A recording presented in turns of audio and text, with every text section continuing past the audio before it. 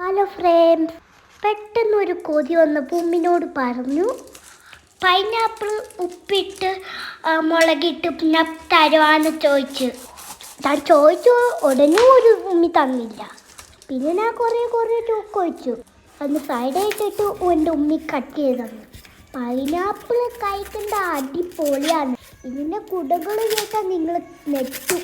ഇത് കുഞ്ഞു കുട്ടിയുടെ ഹെൽത്തിനും ബോഡിക്കും അതെല്ലാം സൂപ്പറാ.